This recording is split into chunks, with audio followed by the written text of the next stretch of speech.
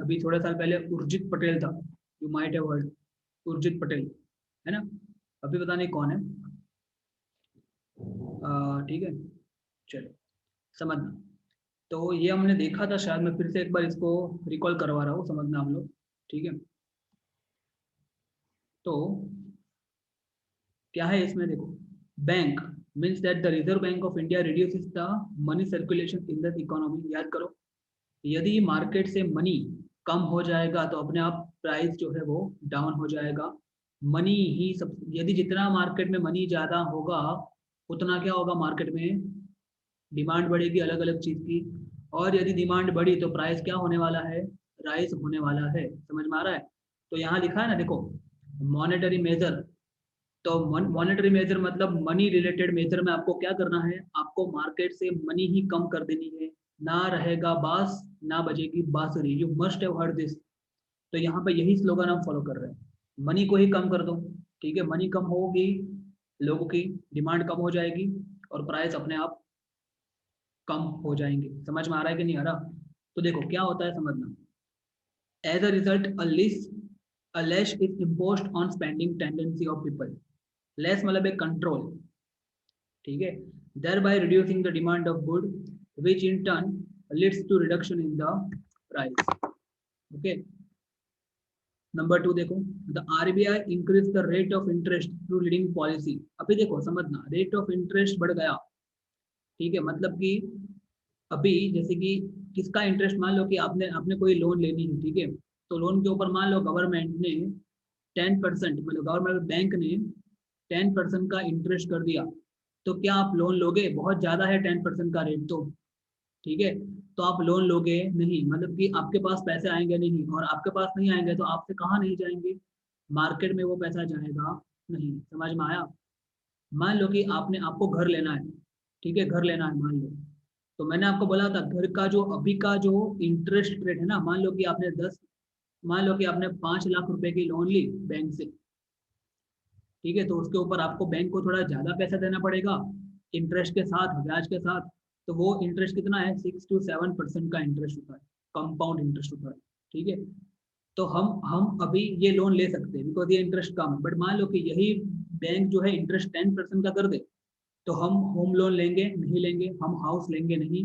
और यदि हम हाउस लेंगे ही नहीं तो जो भी पैसे हमारे होंगे वो मार्केट में फ्लो होंगे नहीं, मतलब मार्केट में क्या होगा, मनी जो है वो कम फ्लो हो रही है।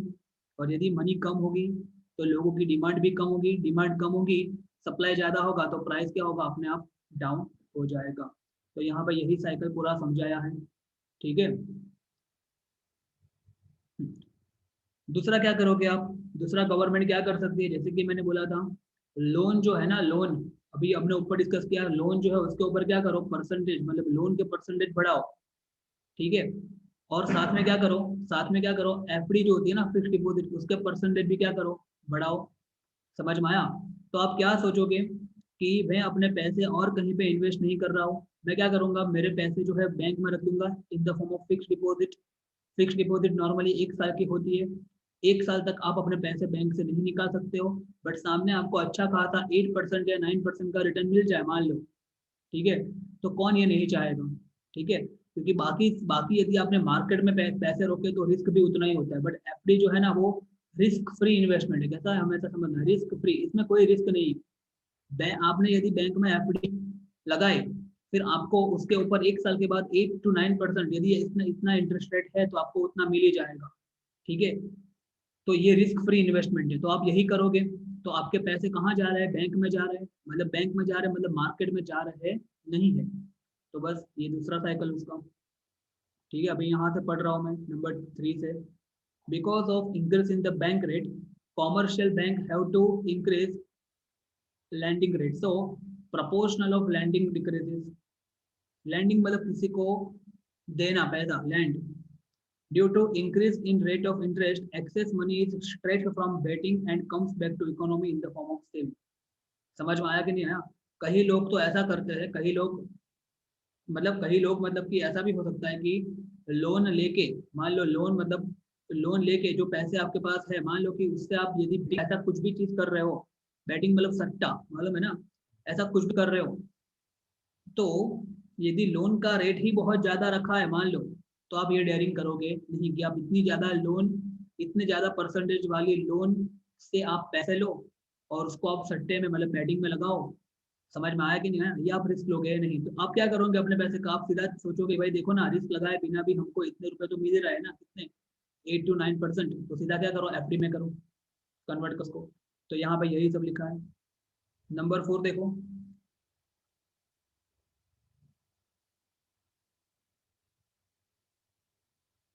हाँ, अभी यहाँ पे एक चीज और बहुत ही इंपॉर्टेंट लिखी है, मैं आपको समझा रहा हूँ। देखना ये, यहाँ पे देखो मेरा कर्सर है ना, यहाँ देखो नंबर थर्ड पॉइंट में ही, थर्ड पॉइंट की बात कर रहा हूँ, समझना। यहाँ देखो, due to increase in the rate of interest, excess money is stretched from batting. मतलब बैटिंग से वो मनी कहाँ ला सकते हैं हम? वापस बैंक में ला सकते हैं। And comes back to the economy in the form of saving. ठीक है, हमने जो भी पैसे बैंक में रख दिए एफडी के फॉर्म में, वो क्या हुआ, इकोनॉमी में वापस चले गए इन द फॉर्म ऑफ सेविंग।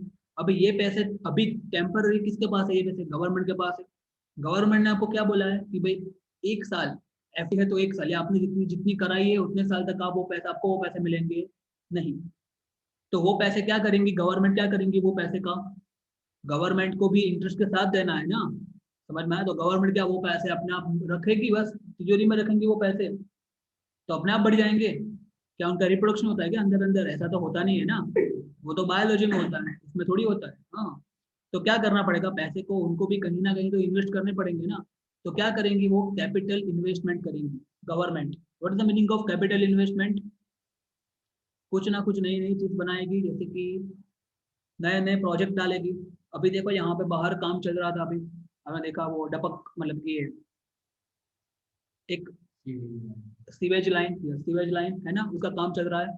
तो वो काम से क्या हो रहा है, लोगों को एम्प्लॉयमेंट दे रही है गवर्नमेंट, है ना। चलो ये तो वैसे भी चलो इतना प्रॉफिटेबल नहीं है बराबर गवर्नमेंट के लिए, बट ऐसे बहुत सारे चीज है जो गवर्नमेंट, फर्टिलाइजर की कंपनी डाल सकती है गवर्नमेंट, है ना। या कोई भी, मतलब गवर्नमेंट को भी बहुत काम होते हैं तो वो काम कर सकती है, ठीक है, जिससे उनको प्रॉफिट हो। और फिर वो जो प्रॉफिट हुआ वो लोगों में बांट देंगी अकॉर्डिंगली। तो ये होता है कैपिटल इन्वेस्टमेंट। ठीक है, तो कैपिटल इन्वेस्टमेंट होगा, और हमको मालूम है जितना कैपिटल इन्वेस्टमेंट होगा लोगों को एम्प्लॉयमेंट उतनी ही मिलेगी। देखो यहाँ लिखा है, new field of business and employment are open. समझ में आया? है ना। तो ऐसे सब ये सर्कल पूरा चलता है। Due to increase in reserve fund of bank, branch of commercial bank are controlled. Decrease in lending is there.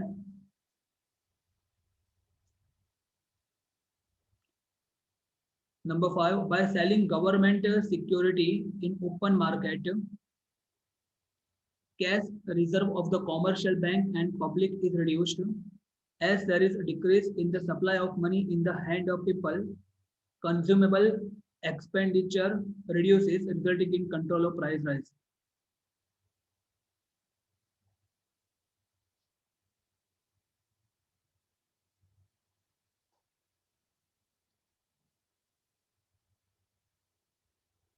ये फोर्थ एंड फिफ्थ पॉइंट मुझे अभी मतलब समझ में परफेक्टली नहीं आ रहा है, तो ये फोर्थ और फिफ्थ पॉइंट जो है ना, मैं आपको बताता हूँ बाद में। Fourth and fifth point you can underline कर देना हल्का सा, मैं इसको देख के आपको बताऊंगा surely, fourth and fifth point in detail. आगे बढ़ते हैं। ये हमने देखा था, आई थिंक नंबर 2 देख, मतलब ये भी नंबर 1 भी देखा था, बट मुझे लगा कि इट्स वर्थ डिस्कसिंग, बिकॉज आप लोग तो शायद पूछोगे नहीं, पता मतलब सामने से ऐसा लग रहा है। तो ये देख लिया था हमने, फिसल मेजर देख लिया था, वो तो बहुत सिंपल है। इसमें 3 चीज आपको याद रखनी है। कौन सी 3 चीज?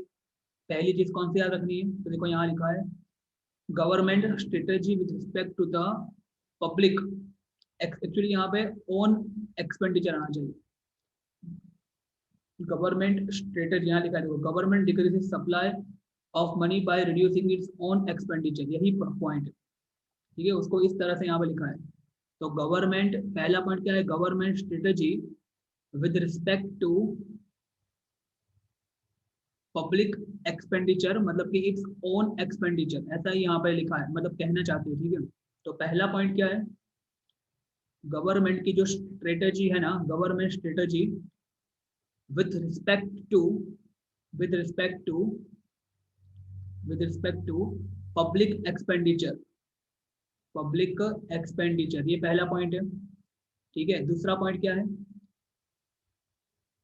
राइजिंग रेवेन्यू टैक्सेशन, बराबर। रेवेन्यू मतलब एक तरह की इनकम, ठीक है। तो इनकम ये मतलब जो टैक्सेशन है उसके ऊपर आप मॉडिफिकेशन कर दो।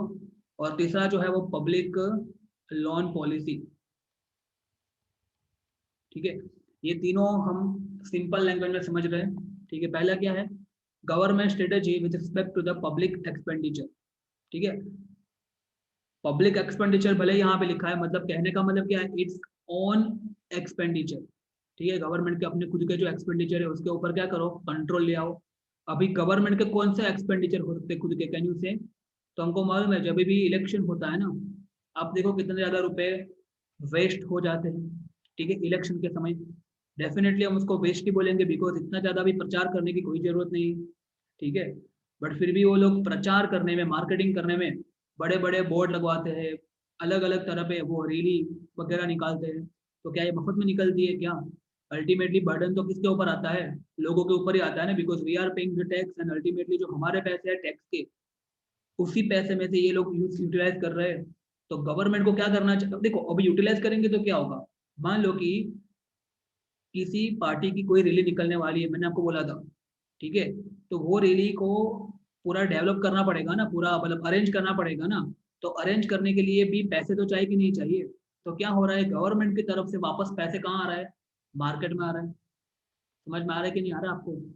ठीक है, बिकॉज यदि कुछ भी करना है, रैली करनी है या कोई भी फंक्शन समारोह कुछ भी करना है, तो अपने आप तो होगा नहीं। आपको चेयर मंगवानी पड़ेगी, अच्छा खासा मंडप मंडप चाहिए, सब कुछ चाहिए ना। और ऐसा एक जगह नहीं हो रहा है, कोई छोटी मोटी बात नहीं, ऐसा बहुत जगह होते रहता है, पूरे इंडिया में देखो आप, होता ही रहता है। तो यदि ऐसा बार बार होता रहा तो वो पैसे जो है वापस गवर्नमेंट से कहाँ जाएंगे? मार्केट में जाएंगे। और मार्केट में एक बार पैसे आना स्टार्ट हो गए मतलब क्या होगा? वापस प्राइस बढ़ेगा, ये हमको अच्छे से मालूम है, ठीक है। तो गवर्नमेंट को अपने खुद के जो खर्चे हैं ना, उसके ऊपर कंट्रोल करना चाहिए। समझ में आया कि नहीं आया? ओके। तो ये पहला है, पहला पॉइंट बहुत इंपॉर्टेंट पॉइंट है, गवर्नमेंट खुद को खुद के ऊपर कंट्रोल करे, ये ऐसी पॉलिसी बनाए, ठीक है। और इसीलिए आपको मालूम होगा शायद मोदी जी अभी सोच रहे हैं कि पूरे कंट्री में एक ही इलेक्शन हो, ठीक है। वन कंट्री वन इलेक्शन का फंड, बिकॉज इलेक्शन में आपको मालूम है कितने पैसे खर्च होते हैं, ठीक है। नॉट इमेजिन इतने रुपए इलेक्शन में खर्च हो जाते हैं, है ना।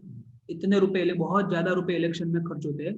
और इलेक्शन हमको देखो इंडिया में तो बार बार आता है, कई बार यहाँ का इलेक्शन, ये लोकल इलेक्शन होगा, कई बार गुजरात का होगा, कई बार इंडिया का होगा, कई बार ये नगर पालिका का होगा, कितने इलेक्शन। और हर इलेक्शन में भर भर के पैसे खर्च होते हैं। समझ में आ रहा है कि नहीं आ रहा? तो एक ही बार इलेक्शन होगा तो इतने पैसे बच जाएंगे हमारे। और इतने पैसे बच जाएगा इन द सेंस, अभी हमारा टारगेट क्या है कि मार्केट में पैसे नहीं जाने चाहिए। तो मार्केट में पैसे जाएंगे नहीं तो अपने आप क्या होगा? प्राइस जो है वो कंट्रोल में आ जाएंगी। तो ऐसी पॉलिसी बनाने के बारे में गवर्नमेंट सोच रही है, हो सकता है कि बहुत जल्दी आ भी जाए, बिकॉज अभी फटाफट से सब डिसीजन आ रहा है, आपको मालूम है, ठीक है। ओके। राइजिंग टैक्सेशन से क्या होगा? मैंने बात की थी जीएसटी, जीएसटी के भी अलग अलग टाइप है, यूजीएसटी, आईजीएसटी, आपको शायद मालूम होगा, मालूम है ऐसा कुछ? ओके। यूजीएसटी, आईजीएसटी, ये सब अलग अलग टाइप होते हैं। अभी आप इतना दिमाग में रखो, दूसरे पॉइंट की बात कर रहा हूँ, राइजिंग टैक्सेशन की बात कर रहा हूँ, ठीक है। जीएसटी बढ़ाने से क्या होगा समझना। जैसे कि मैंने आपको बोला कि मान लो कि जीएसटी ना होता, ठीक है, तो आपको उसके पहले भी टैक्स तो था, उसको बोलते हैं सेल्स टैक्स। क्या बोलते हैं? Sales tax. मतलब कोई भी चीज आप बेचते हो ना, मान लो कि आपकी करियाना की दुकान है, ठीक है। तो कोई भी चीज आप बेचते हो, समझना, कोई भी चीज आप बेचते हो ना, मान लो कि मैंने कोई चीज को 100 रुपए में आपको बेचा, तो मैं आपसे 100 रुपए नहीं मांगूंगा। यदि आप मुझसे पक्का बिल मांगोगे ना, पक्का बिल, तो मैं उसके ऊपर थोड़े बहुत रुपए ऐड कर दूंगा। मतलब कि मान लो कि 10% का टैक्स है, तो मैं 10 रुपये ऐड करके I will ask from you 110 rupees. समझ में आ रहा है? बिकॉज ये जो 10 रुपीज है ना वो, और साथ में यहाँ मेरे जो 100 रुपीज मैंने किया ना, उसमें से थोड़े बहुत रुपए मेरे को किसको देने हैं? गवर्नमेंट को देने थे। ऐसा पहला था, पहला ऐसा था। अभी क्या कर दिया गवर्नमेंट ने? जीएसटी लगा दिया। और जीएसटी कितना है हमको मालूम है? 18% का जीएसटी है, याद करो। समझ में आया कि नहीं आया? तो मान लो कि कोई 100 रुपीज की चीज है, तो उसके ऊपर 18 रुपए ज्यादा लग जाएंगे। मतलब मुझे कितने पे करने पड़ेंगे दुकान वाले को? कितने रुपए पे करने पड़ेंगे? 118 रुपए पे करने पड़ेंगे। 118 रुपए में से, मतलब ये जो 18% है ना, उसमें से 9 रुपीज कौन ले लेगा? State government. कौन? State government. और बाकी के 9 रुपीज कौन कहाँ जाएगा? सेंट्रल गवर्नमेंट में जाएगा। समझ में आ रहा है ऐसा आपको? तो ऐसा करके चलता है ये पूरा, ठीक है। तो कहने का मतलब ये है कि देखो अभी कभी टैक्स बढ़ा दिया, तो अभी आप ये, और ये टैक्स किसके ऊपर लगता है, मोस्टली एंटरटेनमेंट की चीज होती है ना, या तो आप बड़े बड़ी होटल में जाओगे तब जाके ये लगता है। तो अभी आप खुद सोचो, give your video on everyone, यदि आप बड़ी बड़ी होटल में गए, पहले आपको कम पैसा देना पड़ता था, अभी इतना ज्यादा देना है, तो आप खुद सोचोगे ना इतना पैसा क्यों वेस्ट करें हम। समझ में आया। उससे तो बेटर है कि इतने पैसे जो है सेव करके कहाँ रखो, एफडी में रख दो या कहीं और रख दो, बिकॉज फिक्स्ड डिपॉजिट में सामने अच्छा रिटर्न मिल रहा है, तो आपके पैसे जो है मार्केट में घूमेंगे नहीं। समझ में आया। तो इस तरह का टैक्सेशन पॉलिसी जो होती है ना, यहाँ पे इसका मतलब यही है, ठीक है, राइजिंग टैक्सेशन, ठीक है। तो जो भी ऐसी, जो भी बहुत ही कम जरूरी चीज है ना, उस पर क्या करो आप, टैक्स बढ़ा दो, गवर्नमेंट ऐसा बोलती है अपनी पॉलिसी के हिसाब से। यदि आपको प्राइस को कंट्रोल करना है तो, ठीक है, तो अपने आप प्राइस कंट्रोल हो जाएगा, ठीक है। ऐसा तो कोई नहीं सोचोगा ना, आप सोचो ना खुद, यदि आपने 100 रुपए का खाना खाया और आपको 118 रुपए देने हैं, आपने 200 का खाना खाया और उस पर 236 रुपए आपका एक्स्ट्रा ही जा रहा है, ऐसे ही जा रहा है, तो आप एक बार तो सोचोगे ना कि इतना ज्यादा रुपए पैसे मेरे को क्यों, इससे बेटर मैं घर में खा लेता हूँ। सीधी बात है, ये तो फैक्ट है, ठीक है। और सोचना ही चाहिए, ठीक है, ये सब सोचना चाहिए, ठीक है। अभी से सोचना स्टार्ट कर दो, कहाँ से पैसे आ रहे हैं, कैसे जा रहे हैं, ठीक है। कभी पूछना, सब कुछ पता होना चाहिए हमारे ना, घर में सब कुछ पता होना चाहिए हमको, ठीक है।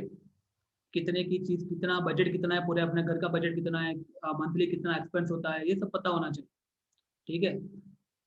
डिस्कस, और तो पेरेंट्स को भी डिस्कस करना चाहिए, ठीक है, तो बेटर रहेगा। ज़्यादा कई बार डिस्कस नहीं करते हैं, मुझे मालूम है, बट करना चाहिए, ठीक है। मेरे पापा भी नहीं करते थे, बराबर, बट मैं तो करूँगा फ्यूचर में, ठीक है। एक एक चीज़ समझाऊंगा तो पता चले कि कैसे आते हैं पैसे और कहाँ पे एक्सपेंस होते हैं, ठीक है। और प्लानिंग का भी पता चलेगा आपको, प्लानिंग प्लानिंग भी होना चाहिए ना, एक तरह का प्लानिंग भी होना चाहिए, ठीक है। इससे माइंड डेवलप होता है और कुछ नहीं। I don't think it is something which is not good, must discussion होना ही चाहिए, डिस्कशन होना ही चाहिए, ठीक है, इन अ हेल्दी वे। आगे देखते हैं, पब्लिक लोन पॉलिसी। तो ये भी हमने ऑलरेडी देख लिया, लोन से क्या होता है, ठीक है। पब्लिक लोन पॉलिसी में क्या करेंगे हम, यहाँ पे क्या लिखा देखो, under the policy loan, under public loan policy government tries to limit total expenditure of society by issuing loan और bringing scheme like compulsory saving plan, ठीक है। और तो मतलब क्या, कंपलसरी सेविंग प्लान जो है उसमें हमने देखा था, एक कौन सा प्लान कंपलसरी सेविंग प्लान में कौन सा था, मैं बताता हूँ, पीएफ बताया याद करो, ठीक है। पीएफ मतलब प्रोविडेंट फंड, ठीक है। और पीपीएफ भी होता है जो आप खुद से करा सकते हो अब चाहो तो, बट एक बार आपने करा दिया ना, उसके बाद 15 साल तक आपके पैसे वहां पे बुक हो गए, इसके ऊपर। और लोग एफडी नहीं कराते और ये कराते पीपीएफ, क्यों, बिकॉज एफडी के ऊपर मान लो कि आपका इंटरेस्ट 7% है ना, तो पीपीएफ के ऊपर आपको 8.5 के आसपास का इंटरेस्ट मिल जाएगा अच्छे से, ऐसा सब, ठीक है।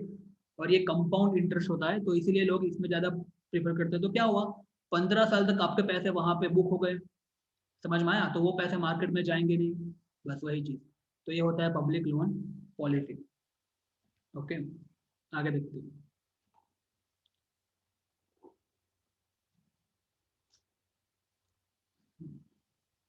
ओके। तो 2 मिनट के लिए अभी ये थर्ड पॉइंट भी स्किप करो, एकदम सिंपल पॉइंट पहले समझ लेते हैं हम, जो कि एकदम सिंपल है, नंबर 4 एंड नंबर 5, जो कि आपको भी समझ में आएगा और आप लोग भी थोड़ा बहुत एग्री हो गए मेरी बात से। अभी वापस से एकदम आराम से सोचो, हमको क्या करना है, थर्ड एंड फोर्थ पॉइंट हम देख रहे हैं, ठीक है। समझना, थर्ड एंड फोर्थ पॉइंट एकदम सिंपल पॉइंट है, third and point, fourth point किसके लिए, पॉइंट किसका देख रहे हैं हम, अल्टीमेटली हमको करना क्या है, हमको प्राइस कम करना है, क्या करना है, प्राइस को कम करना है, ठीक है। तो देखो, चौथा पॉइंट देखो, प्राइस रेगुलेशन एंड रेशनिंग, ठीक है। राशन आपने सुना होगा, राशन, तो ये होता है रेशनिंग, ठीक है। पब्लिक डिस्ट्रीब्यूशन सिस्टम, इसका आपको फुल फॉर्म पूछते हैं, what is the full form of PDS, public distribution system, ऐसा पूछते हैं, ठीक है। तो ये एक मेथड है, इसके लिए प्राइस कंट्रोल करने के लिए, कौन सी मेथड, पब्लिक डिस्ट्रीब्यूशन सिस्टम, या तो फिर प्राइस रेगुलेशन एंड रेशनिंग, ठीक है, राशन। चलो इसमें इसका मेथड है, पहले ओवरव्यू दे देता हूँ आपको। आपको मालूम ही है कि गवर्नमेंट ने ऐसी बहुत सारी शॉप तैयार की है, ठीक है।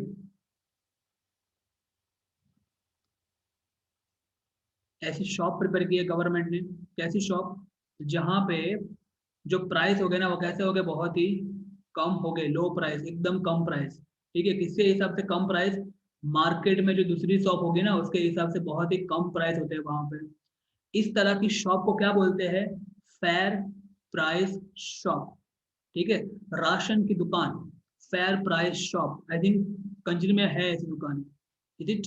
है ना, कंजरी में है। हालोर में तो मैंने देखी नहीं, पता होगी बट कहाँ पे हालोर वाला? हाँ, उसकी गली है गली। बाजार में, मतलब अपने हालोर के बाजार में। हाँ होगी तो सही, बट मैंने अभी देखी नहीं है, मतलब इतना आइडिया नहीं है मुझे। तो एफपीएस, ठीक है, कंजरी में इतना, कंजरी का बीच में न्यूज में कुछ आया था, इसलिए मुझे मालूम है। कुछ गड़बड़ गड़बड़ कर रहे थे कुछ। ठीक है, तो अभी थोड़े महीने पहले, 6-7 महीने पहले ही, ठीक है, इसलिए मेरा नजर एकदम गया था। तो एफपीएस की बात करें हम, फेयर प्राइस ऑफ, मतलब राशन की दुकान, तो इसमें क्या होता है, मैंने आपको बोला था, मान लो कि बाहर आपको जो गेहूं है, वीट है, वो मान लो कि आपको 20 रुपीज पर केजी का मिलता है, तो यहाँ पे सिर्फ 5 से 10 रुपए पर केजी मिल जाएगा, सोचो आप। ठीक है, समझ में आ रहा है कि नहीं आ रहा? तो देखो यार, जो बेचारे गरीब लोग जो होते हैं उनके लिए तो कितनी अच्छी बात है, तो देखो आप, है ना। और ये हर एक को नहीं मिलता, फिर आप मतलब जो जिसकी इनकम अच्छी खासी है वो लेने जाएंगे तो हमको नहीं मिलेगा। ठीक है ना। एक तरफ आप फिर ऐसा ही तो ऐसा होगा, है ना। एक तरफ आप सस्ते में ये लेने जा रहे हो, दूसरे दिन आप अच्छे खासे होटल में जाते हो खाना खाने। नहीं, आपके लिए, हमारे मतलब जो जिसका लिविंग स्टैंडर्ड बहुत हाई है उनके लिए नहीं है। जो भी लोग बीपीएल में आते हैं, मतलब कि बिलो पॉवर्टी लाइन में आते हैं ना, उनके उनके उनको ये अथॉरिटी दी गई है कि आप यहाँ से जाके आप ये सामान इतने रुपए में खरीद सकते हो। ठीक है, और बीपीएल वाले जो लोग होते हैं उन्हीं को क्या दिया जाता है? राशन कार्ड दिया जाता है। ठीक है, राशन समझते हो ना, घर का राशन, है ना, घर का राशन जो महीने महीने में नहीं राशन लाते हैं। ठीक है, करियाना ऐसा बोलते हैं ना, तो ration card.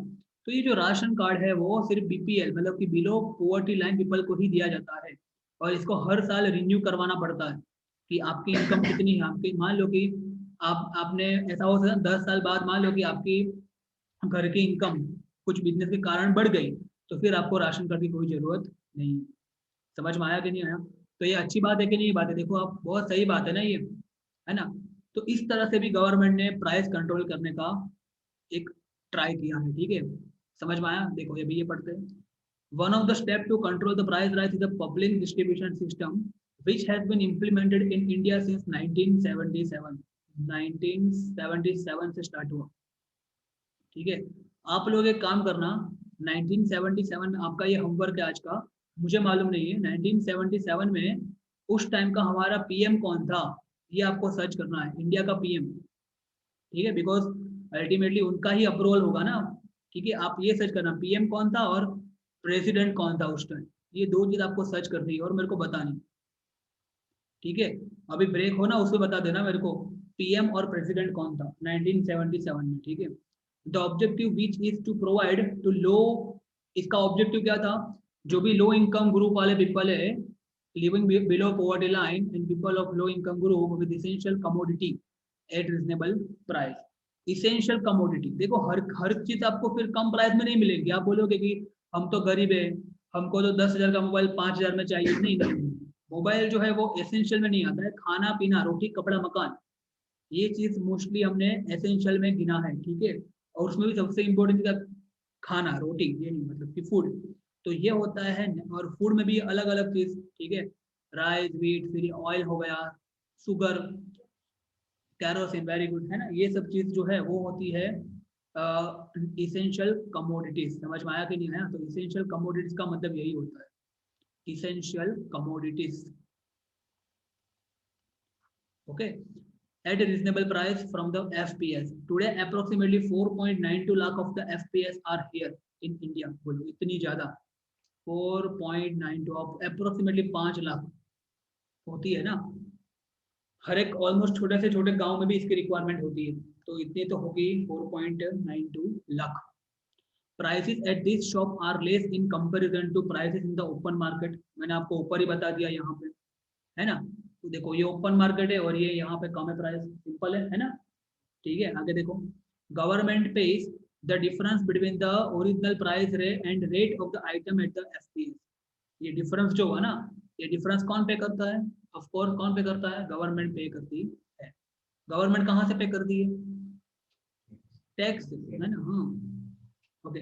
This amount is called subsidy. क्या बोलते हैं इसको? सब्सिडी। तो सब्सिडी का मतलब समझ में आया आपको? सब्सिडी अलग अलग चीज के ऊपर मिलती है। गैस सिलेंडर के ऊपर मिलती है, ऑटो, ठीक है, उसके ऊपर मिलती है। ठीक है, समझ में आया कि नहीं है? तो अलग अलग चीज के ऊपर सब्सिडी मिलती है किस, बराबर। इवन अभी तो घर के ऊपर भी सब्सिडी मिलती है, मालूम है आपको? यदि आपका पहला घर है ना, ठीक है, आप सुना है आप लोगों ने, तुमको मालूम होगा कितने लाख की सब्सिडी मिलती है? तीसू घर फिर एमा बड़ी सब्सिडी मળી છે? ના ના હા ના ના એવું નથી, જેના પરથી મળે ना ना મળે ને 2.67 लाख, इतने की सब्सिडी मिलती है। 2.67 लाख यदि आपका पहला घर है ना तो ना ना कोई ने पण मिले, कोई ने पण मिले, ठीक है। अपने गवर्नमेंट का ऐसा टारगेट था कि सबका अपना अपना घर होना चाहिए बिफोर 2022 या 2024 ऐसा कुछ, ठीक है। तो इस उसके अंडर में गवर्नमेंट ने ये प्लान किया है। हाँ बट एक्चुअली ऐसा भी है उसमें, बिलो पॉवर्टी लाइन तो नहीं देते, बट आपकी जो इनकम है वो एक लिमिट से कम होनी चाहिए, ठीक है, एक लिमिट से कम। समझ में आया कि नहीं आया?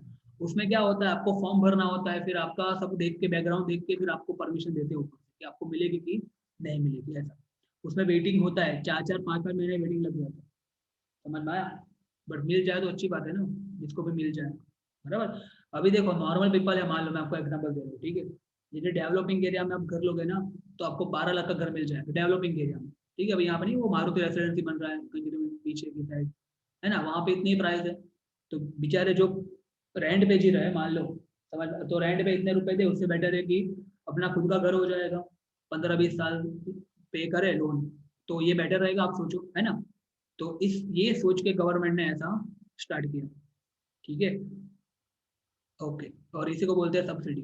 This public distribution system has become a boon, boon मतलब आशीर्वाद, for maintaining the living standard for the people in situation of artificial scarcity. Scarcity मतलब कमी, होर्डिंग्स एंड ब्लैक मार्केटिंग, बराबर। आर्टिफिशियल स्कैरसिटी मतलब जानबूझ के पैदा की गई हो ऐसी कमी। समझ में आया?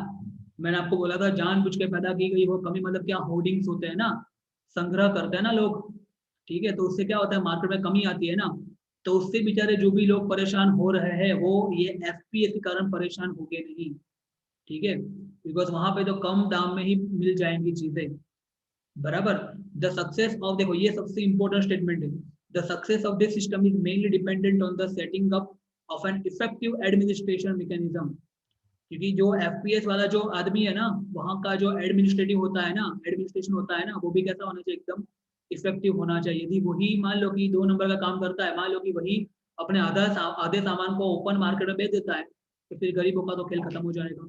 समझ में आया कि नहीं ना? और ये सबके ऊपर नजर कौन रखता है, सबसे ऊपर कौन होता है, आईएएस। कौन होता है? आईएएस। समझ में आया कि नहीं ना? इसीलिए तो बोलता हूँ ना, आईएएस बनो, ठीक है, आईएएस बनो। आप देखो उसके वीडियो देखो, मैं आपको एक नाम रिकमेंड कर रहा हूँ, दीपक रावत। मैंने आपको ये नाम बोला है कि नहीं बोला कभी? दीपक रावत जो है ना, आईएएस है। कहाँ का आईएएस है? आईएएस को बोलते हैं डीएम, डिस्ट्रिक्ट मैजिस्ट्रेट भी बोलते हैं, आपको मालूम होगा। उसकी वीडियो देखना आप एक बार, स्ट्रांगली रिकमेंडेड। आपको पता चलेगा कि आईएएस का पावर क्या होता है, ठीक है। वो साला अजीब आदमी है।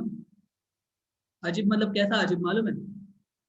कहीं पे भी जाता है ना रेड करने के लिए, अपने साथ कैमरा लेके ही जाता है, कैमरा रख के उसका इलेक्ट्रिक, और साला जो भी मतलब बोलता है ना, सब कुछ यूट्यूब पे डाल देता है, मतलब खत्म, सामने वाला का खेल खत्म। देखना, स्ट्रांगली रिकमेंडेड, ठीक है। आपको यदि अपने आप में ऐसा एक मोटिवेशन चाहिए ना कि मुझे तो आईएएस बनना है फ्यूचर में, आईएएस बनने के बाद क्या हो सकता है, कितना पावर होगा मेरे पास, तो ये स्ट्रांगली रिकमेंड, आप इसके वीडियो देखना, दीपक रावत के।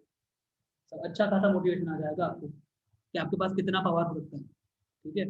आईएएस बनने के बाद आपके पास क्या अथॉरिटी होती है, आप कौन से लेवल में होते हो, आपको पता चलेगा, ठीक है। चलो, तो ये तो सिंपल है। नंबर 4 पॉइंट अच्छा है, चलो डिस्कनेक्ट नहीं हो रहा है तो चलिए खींचते हैं।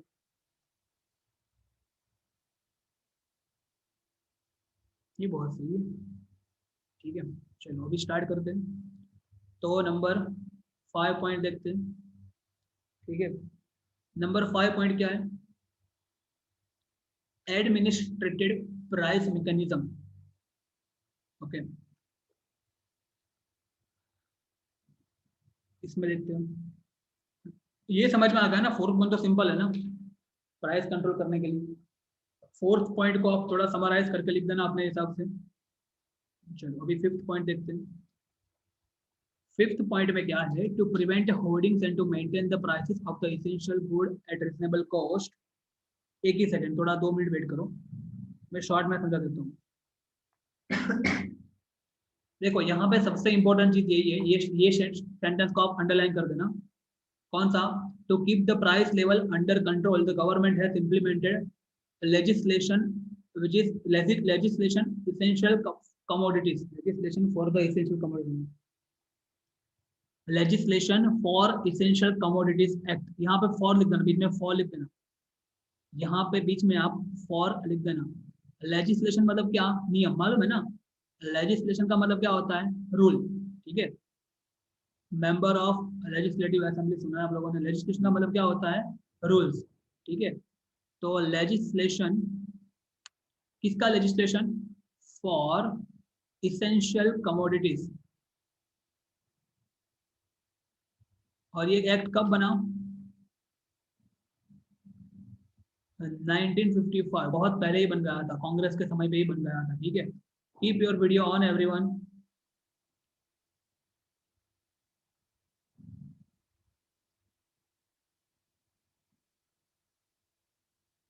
और जब ये वीडियो ये पहले ही बन गया था जब रूल, तो उसमें क्या था समझना। आप नाम नाम के ऊपर से सोचो क्या होगा। लेजिस्लेशन फॉर इसेंशियल कमोडिटीज मतलब क्या? लेजिस्लेशन मतलब क्या? एक तरह का नियम। किसके लिए नियम? इसेंशियल कमोडिटीज, जो इसेंशियल आइटम होती है ना। अभी इसेंशियल आइटम क्या होती है? आप सबने अभी खाना खाया ना, क्या खाया होगा? रोटी खाई होगी, ऐसा आता तो क्या राशन, बट खाया होगा मान लो। तो रोटी खाते हो हम रोज, राइस, दाल, फिर ये सब्जी, उसमें क्या लगता है? शुगर, तेल, ये सब होती है इसेंशियल कमोडिटी। समझ में आया? तो इसेंशियल कमोडिटी जो है ना, उसके प्राइस आप एक लेवल से ज्यादा बढ़ा सकते नहीं। समझ में आया? आपको मालूम होगा कि ब्रिटिश के समय पे अंग्रेजों ने क्या किया था? नमक का जो प्राइस था एक बहुत ज्यादा बढ़ा दिया था, याद करो। फिर गांधी जी ने बोला था उसको ब्लैक, काला कालो कायदो के लिए, ब्लैक लो, है ना।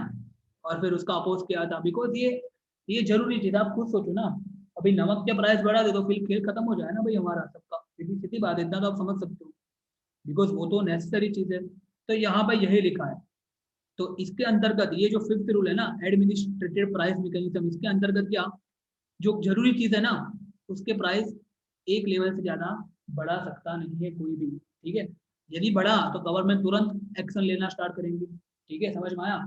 दूसरा, आप लोगों ने सुना होगा, कभी भी आप कोई बाजार में चीज लेने गए होगा तो एमआरपी लिखा होता है। What is the full form MRP? Maximum retail price. मतलब क्या उसका? कोई भी दुकान वाला जो होता है ना, वो ये प्राइस से ज्यादा प्राइस में वो चीज नहीं बेच सकता, उसमें ही उनका उसका प्रॉफिट आ जाता है। समझ में आ रहा है कि नहीं आ रहा है? यदि वो बोलता है कि इसके ऊपर इतने लिखे तो हमको थोड़ा तो पैसा कमाना पड़ेगा ना, नहीं, ऐसा नहीं होता है। उसके ऊपर ही प्रॉफिट आ जाता है। तो उससे ज्यादा वो प्राइस नहीं, उससे ज्यादा प्राइस में नहीं बेच सकता एमआरपी से ज्यादा, ठीक है ना। यदि बेचा तो डेफिनेटली कंप्लेंट हो सकती है उसके अगेंस्ट में, ठीक है। ये होता है एमआरपी। और ये सब जो चीज है वो ये लॉ में कंट्रोल की गई है, legislation for the essential commodities. तो अभी मैं यहाँ पे मतलब यहाँ से पढ़ रहा हूँ। To keep price level under control the government has implemented legislation essential legislation for essential commodities act 1955। in the trader does not sell good according to the prices in नहीं, if यहाँ पे if लिख देना। if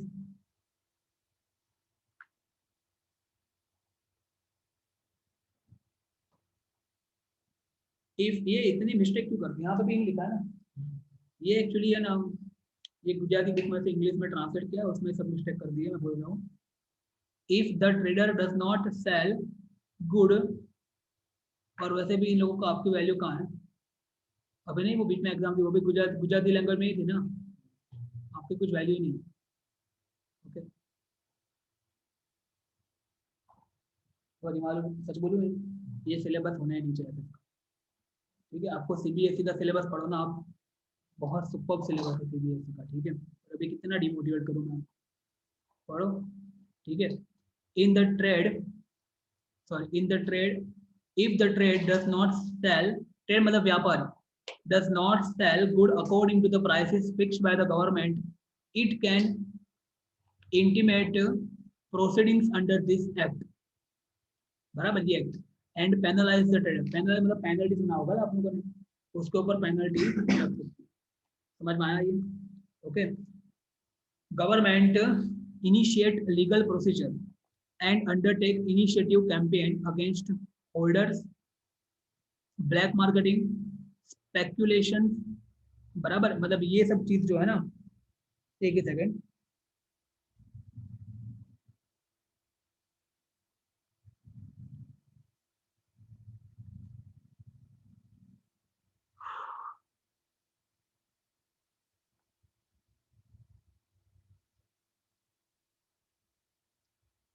फिर से बोल रहा हूँ यहाँ पे, गवर्नमेंट कहाँ गया, government initiate legal proceedings and undertake initiative campaign against holders, क्या हो रहा है, तुम सीधे सीधे बैठ, होल्डर्स, होल्डर्स मतलब क्या, जो एक लिमिट से ज्यादा स्टोर करता है ना, होर्डिंग सीखा था ना हमने, ठीक है, तो आप एक लिमिट से ज्यादा फूड स्टोर नहीं कर सकते थे पहले, अब गवर्नमेंट ने परमिशन दे दी, अभी लेटेस्ट है ना, अभी चल रहा है ना, मैंने आपको बोला था कल।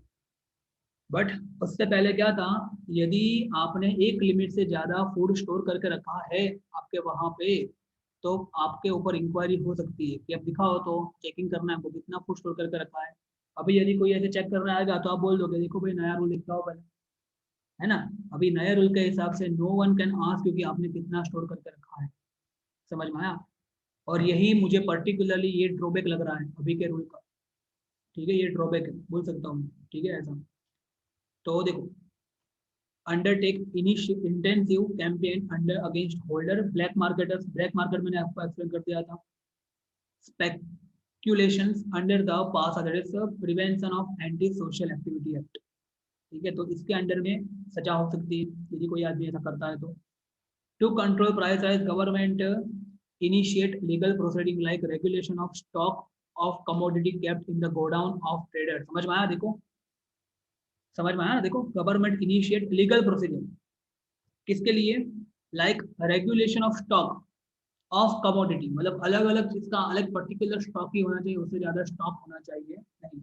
कहाँ पे? गोडाउन। कोई भी ट्रेडर है ना, कोई भी व्यापारी है ना, उसके गोडाउन में चेकिंग चेक कर सकती है। डिस्प्ले ऑफ स्टॉक रजिस्टर, आपको यदि आपका गोडाउन है तो आपके पास पूरा रजिस्टर होना चाहिए। आपने देखा होगा तारक मेहता में जो गोडाउन होता है ना, तो पूरा नहीं वो मांगा रहता है जेठालाल, नंदू काका स्टॉक का रजिस्टर लाओ, है ना।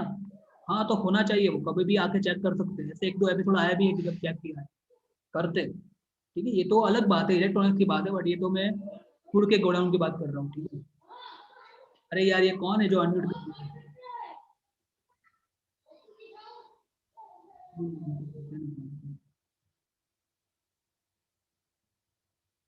चलो आगे देखते हैं। कहाँ गए हम, हाँ, the government initiate legal proceedings like regulation of stock of commodity kept in the godown of the trader, checking display, बराबर, और स्टॉक प्राइस रजिस्टर, ये सब कुछ रखना पड़ता है, एंड एक strict punitive action against the culprit, बराबर। प्यूनिटिव मतलब क्या, मतलब कि बस कानूनी कार्यवाही, ठीक है, कर सकते हैं यदि इसी की इसमें से किसी भी चीज का उल्लंघन किया तो। टिल रिसेंटली, देखो अब तक, द प्राइसेस ऑफ ओनियन, ठीक है, फिर राइस, बिकॉज हमको मालूम है ऑनियन तो सबसे इम्पोर्टेंट ना, गरीबोनी कस्तूरी ऐसा बोलते हैं, नहीं गरीबोनी, हाँ मतलब क्या बोलते हैं, ऐसा सुना होगा आपने। ओनियन मतलब क्या है यार, आप देखो ना, ये रोटी के साथ भी खा सकते हैं ना, कई बार बहुत इसके पास बहुत कम पैसे होते हैं, कई बार ऐसा भी करते हैं, ठीक है, कुछ सब्जी नहीं है ना मान लो, तो रोटी में ऑनियन के साथ रोटी खा लेते हैं, ठीक है, बराबर? तो ऑनियन के प्राइस कंट्रोल में रहने चाहिए। राइस, कॉटन, ठीक है, सीमेंट, देखो सीमेंट को भी गिन लिया है, देखो एडिबल ऑयल, पेट्रोल को क्यों गिना है भाई, पेट्रोल को कहाँ गिना है ये लोग, ये लोग साले उल्लू बनाते हैं एक नंबर के, मैं ऊपर नहीं बोल रहा हूँ भाई, मेरे को वोट देना, मैं फ्यूचर में खड़ा हूँ ना इलेक्शन में, तो मैं सच में कल्याण करूंगा, ठीक है, मैं 1-1 रुपए का हिसाब दूंगा, ठीक है, हाँ भले आपको लगेगा कि सर आपको कितनी फीस मांग रहे थे, ये वो अलग बात है, बट मैं ना ऐसा तो नहीं करूंगा ये। डीजल, फिर डोमेस्टिक गैस, कितने कितने लोग छोड़ो ना यार, डोमेस्टिक गैस, कैरोसिन, कैरोसिन सही है, ये पेट्रोल क्यों डाला इन लोगों ने इसमें, डीजल क्यों डाला, कैरोसिन, शुगर सही है, aluminium, iron, steel, railway, freight,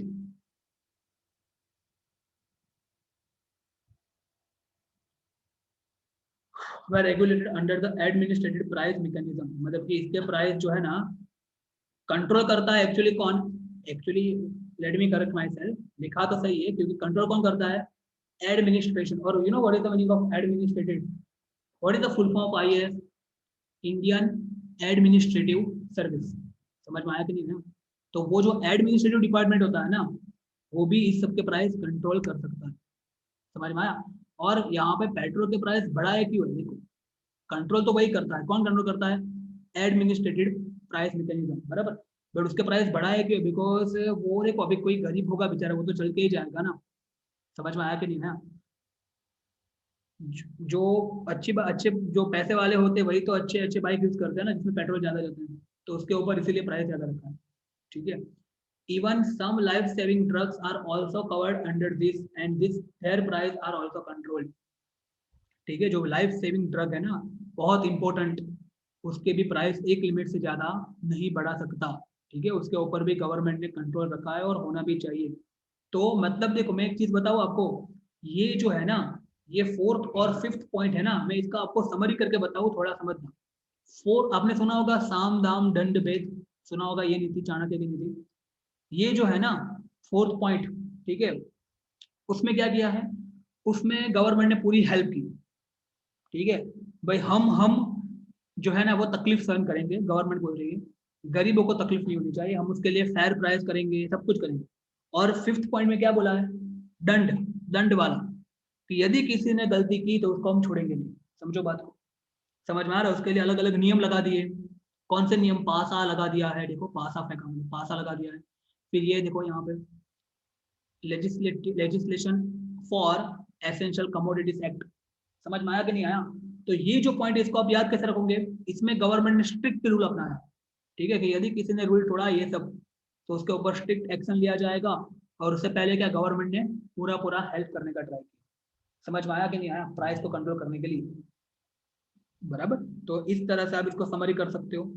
और बार बार इसको देखो, ये पूरा का पूरा पॉइंट आप लिख भी नहीं सकते, इसको अपने हिसाब से अपने वर्ड्स में लिखने का थोड़ा ट्राई करना, मैं सीरियसली बोल रहा हूँ। ठीक है, समझ में तो आ गया होगा, बराबर। और अच्छे से इसको रीड करना। ओके, अभी देखो नंबर थ्री पॉइंट दिखते हैं, control on the capital investment. तो ये जो चीज है कंट्रोल ऑन कैपिटल इन्वेस्टमेंट, ये कैसे हेल्प करती है हमको प्राइस को ना बढ़े उसके कारण उसमें। तो मैं आपको समझा देता हूँ इसका समरी।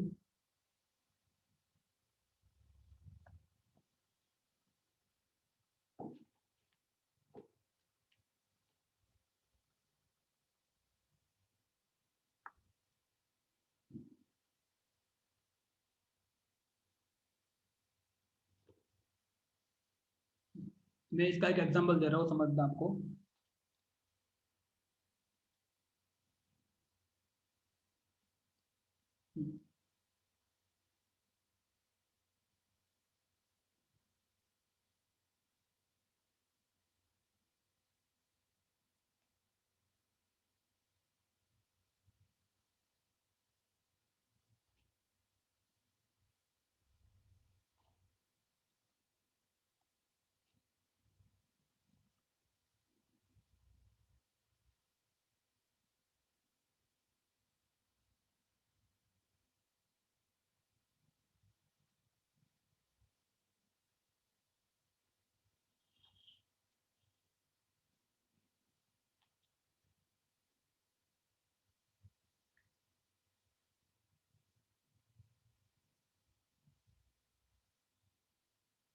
दो मिनट।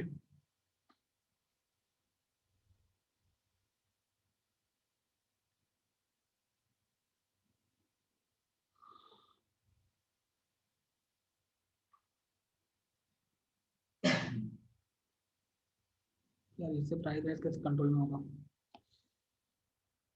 प्राइस इससे कैसे कंट्रोल में होगा।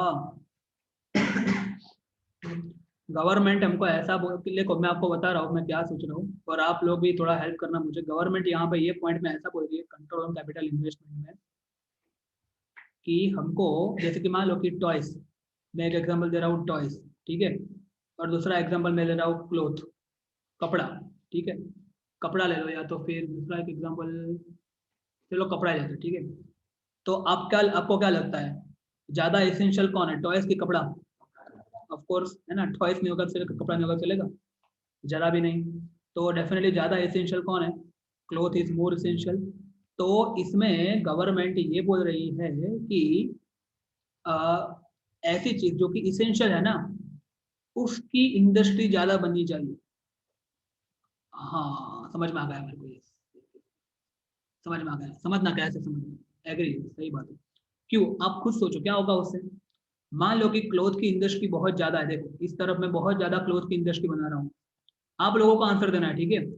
और टॉयज की इंडस्ट्री सिर्फ मैंने इतनी रखी है, ठीक है? पूरे इंडिया में बस इतनी टॉयज की इंडस्ट्री है, ओके? और टॉयज की इंडस्ट्री इतनी क्यों है, इतनी टॉयज की इंडस्ट्री क्यों है, उसके ऊपर मैं आता हूँ बाद में। ठीक है, देखो एक चीज आपको मालूम है ना, आप अपनी, हमको मालूम है कि इंडिया जो है वो, उसमें आप फ्री हो कुछ भी करने के लिए, बट ऐसा नहीं कि मतलब फ्री हो, मतलब कि आपको एक परमिशन भी देनी पड़ती है, लाइसेंस सुना होगा आप लोगों ने, ठीक है, लाइसेंस, ठीक है, हर एक चीज का लाइसेंस होता है, ठीक है, हर एक चीज का लाइसेंस होता है, वो आपको लेना पड़ता है ऑफिशियली देखा जाए तो, समझना ये बात। तो ओके, ये चीज दिमाग में रखना, मैं क्या बोल रहा हूँ कि ये जो है ना कैपिटल इन्वेस्टमेंट कंट्रोल, उसके ऊपर कंट्रोल, समझ में आया? तो उसके अंतर्गत गवर्नमेंट क्या बोल रही है कि भाई जो भी चीज लोगों के लिए जरूरी है ना, उसकी चाहे उतनी आप इंडस्ट्री बढ़ा दो, हमको कोई प्रॉब्लम नहीं, उसकी परमिशन हम आपको इजिली दे देंगे। बट यदि आपने ऐसी चीज की इंडस्ट्री आपने डालनी है जो कि लोगों की जीवन जरूरियात की बेसिक चीज बनी आती, तो फिर आपको अच्छी खासी गवर्नमेंट से परमिशन लेनी पड़ेगी, अच्छे खासे उसके ऊपर हम खुद टैक्स लगाएंगे, समझ में आया? तो इससे प्राइस कंट्रोल में कैसे रहेगी, कैन यू थिंक? बोलो। ડિમાન્ડ વધારે હોય ને વેરી સપ્લાય ગુડ, ઓછી હોય. વેરી ગુડ, બસ આમાં આ જ કોન્સેપ્ટ છે ને। હવે તમે જો ક્લોથની આટલી બધી कंपनीज चाहिए गाड़ी, यहाँ पे क्लोथ की इतनी ज्यादा कंपनीज है, तो अच्छा खासा क्लोथ का सप्लाई कहाँ आने वाला है? मार्केट में आने वाला है, तो खतरनाक सप्लाई है, मतलब डिमांड के अकॉर्डिंगली सप्लाई तो है ही एटलीस्ट, तो उसकी प्राइस बढ़ेगी नहीं। समझ में आ गया? पूरा लॉजिक समझ में आ गया कि नहीं आया? है ना? सिंपल ही था, वैसे मैं कुछ अलग तरीके से, कॉम्प्लिकेट तरीके से इसको मैं सोच रहा था, तो बस था तो सिंपल ही, ठीक है, तो it was not tough, simple ही था, ठीक है। तो बोलो समझ में आया कि समझाओ फिर से ही, है ना? और टॉयज जो है ना, वो मान लो कि बहुत ही कम कंपनी है टॉयज की बना दी, ठीक है, और गवर्नमेंट ने खुद ही बोला है कि भाई टॉयज तो बेसिक चीज में नहीं आता है, तो गवर्नमेंट खुद अच्छा खासा टैक्स वसूल करेंगी, और तो ये जो है, ये इसका जो मालिक होगा वो प्रॉफिट बढ़ाने के लिए अच्छे खासे प्राइस में उसको बेचेगा बाहर, समझ में आ रहा है? तो यदि उसका प्राइस ज्यादा होगा तो कौन लोग लेंगे उसको, जिसके पास ज्यादा पैसे हैं। तो वो बात अलग है, मतलब समझ में आया कि नहीं आया? मतलब इसका सप्लाई कैसा रखना है, कम रखना है डिमांड से, तो इसकी प्राइस ज्यादा होगी तो चलेगा, समझ में आया? बट इसकी तो प्राइस कम ही रखनी है, तभी प्राइस कंट्रोल में रहेगा। क्लियर हुआ? तो ये पॉइंट समझ में आ गया? बोलो क्लियर हुआ कि नहीं हुआ? तो ये आप एग्जाम्पल से समझ सकते हो, टॉयज और क्लोथ के एग्जाम्पल समझ सकते हो, ये पॉइंट क्लियर हो गया? तो ये होता है कंट्रोल ऑन कैपिटल इन्वेस्टमेंट, समझ में आया? दूसरा क्या कर सकती है गवर्नमेंट इसी के ऊपर, कंट्रोल ऑन कैपिटल इन्वेस्टमेंट के ऊपर, लास्ट लाइन में यहाँ पे दिखा है, जैसे कि हमने आगे भी बात की थी, फिक्स डिपॉजिट जो है ना, उसके प्राइस क्या करो, उसके रेट क्या करो, बढ़ाओ, तो लोग क्या करेंगे, ज्यादा से ज्यादा अपना रुपए कहाँ डालेंगे? एफडी में डाल देंगे। और फिक्स डिपॉजिट का पैसा किसके पास होता है अल्टीमेटली? गवर्नमेंट के पास होता है। और यदि गवर्नमेंट के पास फंड फंड मतलब कि पैसा हुआ, तो वो गवर्नमेंट जो है कोई अच्छा अच्छा जगह पे उसको इन्वेस्ट कर सकती है। समझ में आया कि नहीं आया? ऐसी कोई चीज में इन्वेस्ट कर सकते हैं जहाँ के लोगों को एम्प्लॉयमेंट मिले, ठीक है। और ऐसी कुछ चीज में इन्वेस्ट किया, बहुत ही जरूरी चीज होती है, मान लो जैसे कि मान लो कि गवर्नमेंट ने वही पैसे किसमें इन्वेस्ट किए, रेलवे बनाने में इन्वेस्ट किए मान लो, ठीक है, तो हमको मालूम है रेलवे के प्राइस कंपेरेटिवली कम होते हैं, नॉर्मल पीपल एफोर्ड कर सकते हैं उतने होते हैं, समझ में आया कि नहीं आया? तो बस ऐसी इस तरह से गवर्नमेंट उस इसेंशियल जगह पे अपने पैसे खर्च कर सकती है। तो ये होता है कंट्रोल ऑन कैपिटल इन्वेस्टमेंट। तो इस तरह से हम प्राइस कंट्रोल कर सकते हैं, ठीक है, समझ में आया कि नहीं आया? और कोई मेथड आपके पास बची है तो बता दो प्राइस को कंट्रोल करने के लिए, ठीक है, और कोई मेथड आपके पास दिमाग में आ रही है, कोई मेथड आपके? ऊपर के जो टॉपिक बाकी है that we will discuss later on, मतलब थोड़े एक दो पॉइंट बाकी है ना यहाँ पे, वो बताऊंगा बाद में, अभी सीधा आगे बढ़ते हैं, ठीक है।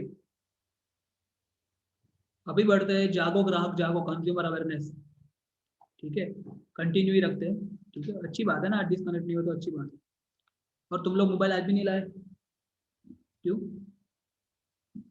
चलो कोई नहीं, देखो एक दूसरे को देखो, करो ब्लेम गेम खेलो, ठीक है। तुम सब है ना विपक्ष में, ऐसा लग रहा है मेरे को, अपोजिट पार्टी के लोग। चलो आगे देखते हैं, समझ लो, मैं आगे देख रहा हूँ, करा रहा हूँ। कंज्यूमर अवेयरनेस, जागो ग्राहक जागो, ठीक है, ओके। मैं क्या आपको थोड़े बहुत एग्जांपल दूं जहाँ पे आप चीट हो सकते हो, कंज्यूमर अवेयरनेस के लिए थोड़े बहुत एग्जांपल मैं आपको देता हूँ। हम्म, ये है ना, इसमें इंटरेस्टिंग करके कुछ नहीं पढ़ाते, यही प्रॉब्लम सबसे बड़ी।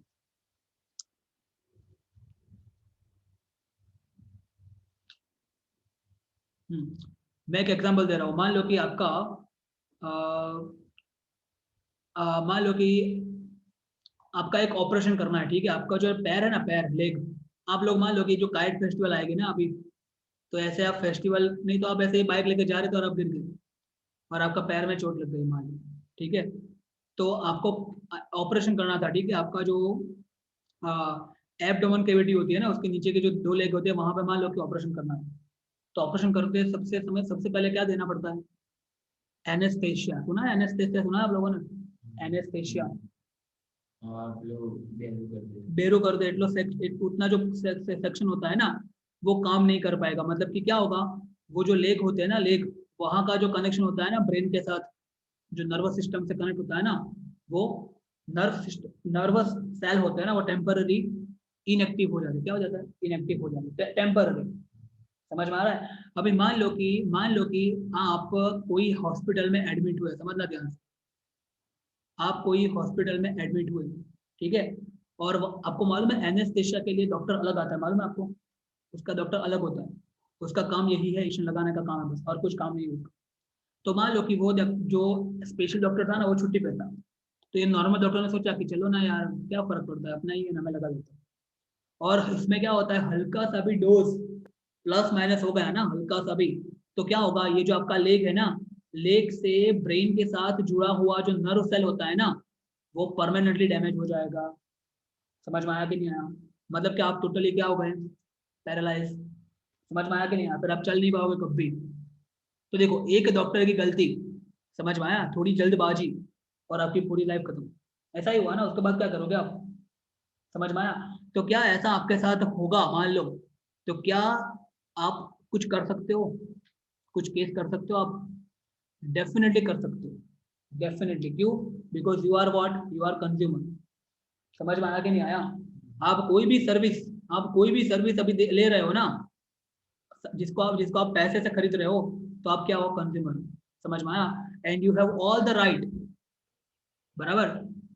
आप क्या करोगे? आप केस करोगे ना, आप केस, और केस करके आप क्या क्या डिमांड करोगे? आप पैसे की डिमांड करोगे, सीधी बात है, सीधी बात है ना भाई। हरजाना बोलते हैं ना, हरजाना आप लोगों ने सुना होगा कोई इंग्लिश में, मेरे को याद नहीं आ रहा क्या बोलते हैं उसको, बट आप इसकी डिमांड करोगे आप, कि देखो भाई अभी ये तो, ये जो है मतलब, जो भी है वो तो पूरा पैरालाइज हो गया, अभी पूरी जिंदगी ये कुछ कमा नहीं सकता, तो आप कंपेंसेशन, कंपेंसेशन, तो आप कंपेंसेशन दे दो इसका। जैसा जैसा सिचुएशन, अभी ये तो पूरा बेचारा हैंडीकैप हो गया, तो हो सकता है कि वो 10 लाख रुपए का कंपेंसेशन मांगे हॉस्पिटल से। समझ में आया? उसके ऊपर फिर केस चलता है। समझ में आया कि नहीं आया? डिपेंड करता है वो केस कौन जीतता है वो अलग बात है, बट आप केस कर सकते हो। समझ में आया कि नहीं आया? तो ये आपके राइट्स है, ठीक है। तो यहाँ पे यही हमको समझना है, कंज्यूमर अवेयरनेस, ठीक है। ये तो मैंने एक एग्जांपल दिया, ऐसे बहुत सारे एग्जांपल थे, बहुत सारे। समझ में आया? आप प्रेशर कुकर लेके आए मान लो, प्रेशर कुकर में ऊपर लिखा था कि बहुत अच्छा है, टेक्नोलॉजी वाला है, और फिर घर पे लाए और खाना पकाया तो एकदम से फटा, और फटा तो कितना, या तो आपका कोई घर का कीमती सामान टूट गया मान लो, या तो किसी को एकदम से आग लग गई, यहाँ पे आग चली गई मान लो, तो उस समय आप डेफिनेटली क्या कर सकते हो? केस कर सकते हो, विदाउट डाउट कर सकते हो। समझ में आया? तो वो केस कहाँ करना है, कैसे करना है, वो सब चीज हमको यहाँ पे ये टॉपिक में समझाई जाएगी। समझ में आया? इंटरेस्ट लगा अभी? काम की चीज है बहुत, है ना। जिसको भी फ्यूचर में मान लो कि लॉयर वॉयर बनना है, वकील वकील बनना है, बहुत सही है, वकील, ठीक है, वकील वकील बनना है तो, चलो वकील बनना तो कोई keep your video on everyone, ये वकील बनना तो कोई बोलता ही नहीं, जिसको भी बोले डॉक्टर बनना है, इंजीनियर बनना है, किसी को एमबीए बनना है, एमबीबीए, पता नहीं क्या बनना है, बट वकील किसी को क्यों नहीं बनना है भाई? वकील भी अच्छा प्रोफेशन है, बन सकते हो आप लोग, ठीक है। समझ में आ रहा है? तो यदि, तो उनको ये सब पता होना चाहिए, ठीक है। कैसे केस लड़ता है ये सब, बराबर। चलो आगे देखते हैं, कंज्यूमर अवेयरनेस की बात करते हैं। जागो ग्राहक जागो, तो समझ में आ गया, मैंने 2-3 केस बताया आपको उसके हिसाब से। तो देखो आपको केस कहाँ लड़ना है वो, उसके अलावा हम क्या पढ़ने वाले टॉपिक में कि कंज्यूमर, आप कंज्यूमर हो ना, तो आपकी कुछ ड्यूटी भी है, क्या है आपकी कुछ ड्यूटी भी है, समझ में आ रहा है, और आपको कुछ राइट्स भी दिए जाएंगे। We know that rights and duty are the two side of one point. यदि आपको कोई अधिकार दिया जाएगा, आपको कोई राइट दिया जाएगा, तो आपकी एक ड्यूटी भी होती है जो कि आपको फुलफिल करनी होती है। समझ में आ रहा है कि नहीं आ रहा? यदि आप वो ड्यूटी फुलफिल नहीं करोगे तो आपको राइट भी नहीं मिलेंगे, अधिकार भी आपको नहीं मिलेंगे, ये फैक्ट। क्लियर हो रहा है क्या बोल रहा हूँ मैं, ये फैक्ट। ठीक है, तो हम ये सेक्शन में यही पढ़ने वाले हैं कि आपकी ड्यूटी क्या है कंज्यूमर की, और आपको कौन से राइट दिए जाते हैं। ठीक है, चलो स्टार्ट करते हैं। Nowadays every person is consumer in one way or other। ठीक है, अभी देखो आप लोग टीचिंग यहाँ पे ले रहे हो ना, तो आप यहाँ पे भी आप क्या हो, आप कंज्यूमर हो। ठीक है, you have the right to ask, और मैंने कभी मना भी नहीं किया वैसे। ठीक है, you have the right to ask all the question. ठीक है, so many things you have the right to ask. तो nowadays every person is consumer in one way or other, तो आप भी कंज्यूमर हो। ठीक है, समझना। many items of same feature of different brand are available in the market, है ना। मोबाइल देखो आप, सेम फीचर अलग अलग brand. illiterate and unaware consumer do not have complete knowledge of information about diversity and alternative use of goods। ठीक है, illiterate people जो है ना, उसके पास सब कुछ नॉलेज होता नहीं। आप देखो, ठीक है, बराबर। as there are several middlemen between producer and consumer, the consumer is exploited in many ways। समझ में आया? अभी देखो हमको मालूम है कि इसके पास ज्यादा नॉलेज नहीं होगा ना। मान लो कि अ, कोई एक मान लो कि आप डेटा केबल लेने गए, क्या मान लो डेटा केबल मालूम है ना, मोबाइल को कनेक्ट करता है, यूएसबी पोर्ट, डेटा केबल लेने गए मान लो, ठीक है, यूएसबी पोर्ट या फिर डेटा केबल लेने गए। ठीक है, अलग अलग कंपनी के अलग अलग डेटा केबल आते हैं, उसके अकॉर्डिंगली उसके अलग अलग प्राइस होते हैं। अभी मान लो कि किसी के पास इतना नॉलेज नहीं है, ठीक है, और कोई दुकान में लेने जाता है, तो वो उसको भले ही 10 रुपये पड़ेगा वो, ठीक है, वो सीधा बोल देगा नहीं तो बहुत अच्छा है, 100 रुपीज में ही बेचेंगे हम, इतना पैसा तो बहुत कहीं नहीं मिलेगा। और उसमें ऊपर क्या होता है, उसके ऊपर कलर ऐसा अच्छा अच्छा होता है ना, कलर, कि जिससे वो कंज्यूमर अट्रैक्ट होकर वो खरीद लेता है, और फिर 2-3 दिन बाद ही वो बिगड़ जाता है। समझ में आया कि नहीं ना? तो इस केस में क्या हो रहा है, एक तरह का एक्सप्लॉयटेशन हो रहा है। समझ में आ रहा है यहाँ पे? तो यही होता है एक्सप्लॉयटेशन। तो consumers are exploited in many ways, बहुत अलग अलग तरीके से कंज्यूमर एक्सप्लॉयट होते हैं। उसका मैंने एक एग्जांपल आपको बता दिया ऑलरेडी। कौन सा एग्जांपल? डॉक्टर वाला एग्जांपल। देखो डॉक्टर लेवल तक जब एक्सप्लॉयटेशन हो सकता है, तो नॉर्मल दुकान वाले की तो क्या बात करेंगे, बताओ मेरे को। मैं एकदम फैक्ट, इसलिए मैंने डॉक्टर का एग्जांपल ही दे दिया। समझ में आ रहा है कि नहीं आ रहा? ठीक है, आप लोगों ने मूवी देखी होगी गब्बर रिटर्न, गब्बर रिटर्न, उसमें आपको सीन याद करो वो। समझ में आ रहा है कि नहीं आ रहा? तो जब वहां तक एक्सप्लोइटेशन होता है, तो फिर ये नॉर्मल बेचारे दुकान वाले की तो क्या बात कर रहे हैं, बताओ मेरे को। समझ में आ रहा है? बट द थिंग इज, आप पढ़ रहे हो ना ये, तो आपको अवेयर होना है। समझ में आ रहा है कि नहीं आ रहा? भगवान श्री कृष्ण भी बोला है गीता में, ठीक है, खुद की रक्षा करना ही पहला धर्म है, ये फैक्ट है। समझ में आया कि नहीं आ रहा? तो इसलिए तो आप पढ़ रहे हो ये सब, ताकि फ्यूचर में आपके साथ ऐसा कोई एक्सप्लोइटेशन ना हो, और यदि हो तो आपको पता हो कि क्या करना है। ठीक है, तो इसको बहुत अच्छे से पढ़ना। इसके ऊपर लास्ट में हम कॉल भी करने वाले हैं, ठीक है, मैंने आपको बोला है। वो हमारा एंडिंग सेशन होगा एकदम अच्छा वाला। ओके, आगे बढ़ते हैं। ठीक है, keep your video on everyone, video of नहीं करना है। ठीक है, मैं भी कब से पढ़ा रहा हूँ ना, आप लोग पढ़ रहे हो तो मैं भी कब से पढ़ा ही रहा हूँ। ठीक है, कंटिन्यू बोल रहा हूँ, तो सुन रहे हो, फिर भी मैं तो बोल रहा हूँ। ओके, चलो। तो देखो ये जागो ग्राहक जागो, हाँ ये पूछते हैं ये सिंबल किस चीज का। मैंने जो आपको एक शीट ऑलरेडी भेज दी है, देखा ना आपने? शीट देखी कि नहीं देखी अभी? उसमें एक क्वेश्चन है कि ये सिंबल किस चीज का है, तो इट्स अबाउट कंज्यूमर अवेयरनेस।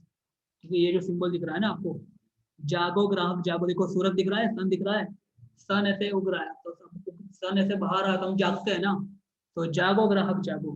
ठीक है, ओके, तो यदि सो रहे हो तो जागो, अब जग जाओ। ठीक है, चलो आगे देखते हैं। और जग ही जाओ, वीडियो ऑन करके जग जाओ। ठीक है, सो रहे हो तो जग जाओ। चलो, the system wherein the good and the service that consumer buy in lieu of money are of the good quality, proper weight and reasonable price is known as consumer protection। बराबर। द सिस्टम, ऐसी system जिसमें क्या होता है, जो भी goods और service आप खरीदते हो ना, जिस मनी के बिहाफ में, इन लिeu ऑफ मनी मतलब मनी के बिहाफ में, वो कैसे होनी चाहिए, अच्छी क्वालिटी की होनी चाहिए, प्रॉपर वेट की होनी चाहिए और रीजनेबल प्राइस की होनी चाहिए। यदि ऐसा हो रहा है तो आपका प्रोटेक्शन जो है ना कंज्यूमर का, वो मेंटेन हो रहा है। Consumer protection is not just an एजिएशन।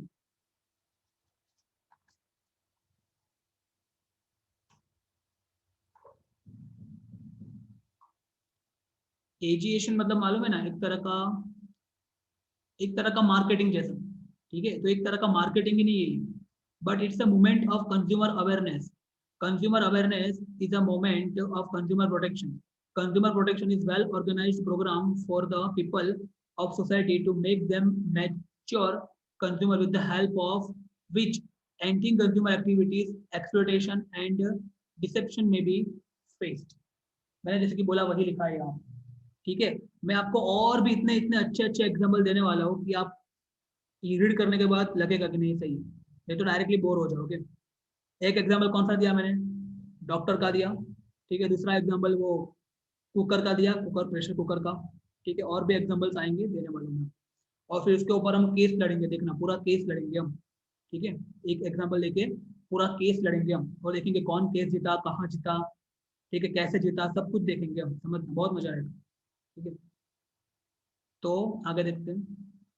Consumer protection is a well organised programme for the people of the society to make them mature consumer with the help of which anti-consumer activity like exploitation, deception may be faced। आप उनका सामना कर सकते। Ralph Nadar started the movement in America to bring consumer awareness। तो सबसे पहले consumer awareness कहाँ start हुआ, अमेरिका में। किसने स्टार्ट किया, राल्फ नडार, राल्फ नडार, ठीक है।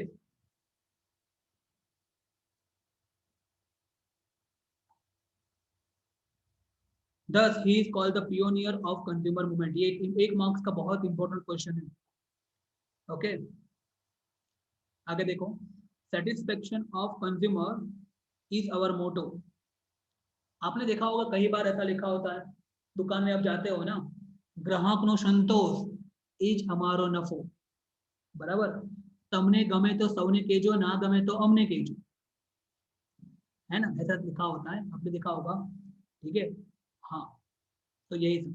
तो satisfaction of consumer is our motto, consumerism of market, बराबर। फिर कई बार वो गांधी जी के आंखें भी लिखे होती है, गांधी का भी लिखा है, ठीक है, कि क्या लिखा, गांधी जी क्या बोला था कि यदि आप आपकी दुकान खोल के बैठे हो ना, और यदि कोई कंज्यूमर आपका यहाँ मतलब कोई ग्राहक आ रहा है ना, तो ग्राहक भगवान के समान आपको सेवा करने का मौका दे रहा है, तो ये आपके लिए बहुत अच्छी बात है, समझ में आ रहा है। तो ये सब लिखा होता है दुकान में, तो ये सब दुकान में क्यों लिखा होता है, ठीक है। ये एक तरह का मतलब कि अच्छी फीलिंग लाने के लिए कि नहीं, आप कंज्यूमर, आप मतलब हम आपको अच्छे से ट्रीट करेंगे, ठीक है, आप हमारे ऊपर ट्रस्ट रख सकते हो, आप जो भी चीज यहाँ से लोगे ना वो वाली होगी, बराबर ऐसा। तो such statement seen to be excretion and deception in the present time, बराबर। उसके अलावा ये भी लिखा होता है ना, यहाँ पे लिखा है ना, ये है ना इंजीनियर चाय वाला, उधार मांगू ने अमोए पोते लोन लीधेल छे, ऐसा भी लिखा होता है, बट वो अलग बात है। तो producer x entrepreneur or trade producer thinks as per their ability and convenience. Later on, they try to attract consumer through entice advertisement in TV, radio, by publishing advertisement in the press continuously by medium like website, hoardings or banners. Because of it, consumer find it difficult to purchase or choose proper commodity and is guided towards the false way and is thus exploited। यहाँ पे ऐसा लिखा, बकवास तरीके से book लिखी है, मैं क्या बोलूँ, बकवास तरीके से बुक लिखी है। कई बार ऐसा होता है, देखो इसमें मैं आपको समझाऊँ, यदि समझने का ट्राई करूँ तो, यदि मैं आपके सामने कोई झूठ 100 बार बोलूँ ना, तो वो भी आपको सच लगने लगेगा। समझ में आया कि नहीं, ठीक है। बहुत सारे एग्जांपल है, ठीक है। फेयर एंड लवली, ठीक है, लगाओ लगाओ लगाओ लगाओ और हो जाओ बुरे बुरे, और फिर हम लगाते लगाते लगाते लगाते पता नहीं कब तक लगाते रहते हैं, और पता नहीं कब गोरे हो गए, ठीक है, ओके। बहुत सारी चीज होती है ऐसी, ठीक है। ग्रीन टी, पियो पियो पतले हो जाओ। अरे क्या पतले हो जाओ? नहीं नहीं होता है, इफेक्ट होता है थोड़ा बहुत, बट फिर भी समझ में आ रहा है कि नहीं आ रहा, तो ये सब चीज ठीक है। तो इतने एडवर्टाइजमेंट इतनी करते हैं ना कि हम उसको सच मानते हैं, ठीक है, और फिर हमको पता चलता है अरे बाप रे ये तो पोपट हो गया, बराबर कि नहीं। तो यहाँ पे यही बात लिखी की है यहाँ पे, ठीक है, यहाँ पे यही बात की है, बराबर। तो you need to be very very smart, ठीक है। अभी आज भी है ना, मैंने आप में से देखा है, किसी लोगों को मोबाइल लेना होता है ना, मोबाइल तो कलर के हिसाब से मोबाइल लेते हैं भाई। अरे इसका कलर बहुत अच्छा है यार, ये मोबाइल ले लेते हैं। अब मोबाइल में स्पेसिफिकेशन देखना होता है, ठीक है, उसका मेमोरी कितना है, उसका प्रोसेसर कौन सा है, रैम कौन सी, ये सब देखना होता है भाई, बराबर कि नहीं। और फिर एक्सपर्ट ही हो गए ना आप, बताओ मेरे को, है ना। उसका ऊपर का कवर अच्छा होगा, अंदर कुछ नहीं होगा अंदर, और फिर बोल रहे अरे यार ये क्यों चला है, तो भाई आप एक्सप्लोइटेशन करो करो करा होगा ना आपको, बताओ मेरे को। सीधी बात है ना। कोई भी चीज यदि मार्केट में लेने जाते हो ना, एकदम इंपॉर्टेंट चीज दिमाग में रखना, गूगल हमारे पास है ना, पूरा होमवर्क करो 1-2 दिन, समझ में आया। बाइक लेने जा रहे हो, पूरा होमवर्क करो, रिव्यू चेक करो, स्पेसिफिकेशन देखो, अभी तो कितना सोर्सेज अवेलेबल है नॉलेज के लिए, है ना। एसी लेने जा रहे हो, पूरा रिव्यू उसका देखो, ठीक है।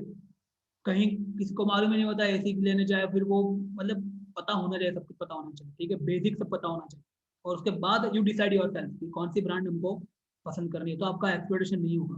और फिर भी होता है मान लो, तो क्या कर सकते हैं, वो कर सकते हैं, वो हम इस चैप्टर में पढ़ने वाले हैं, ठीक है। अभी हम 2 पैराग्राफ और पढ़ेंगे, डोंट वरी, उसके बाद खत्म ही करेंगे, ठीक है, समझना ध्यान से।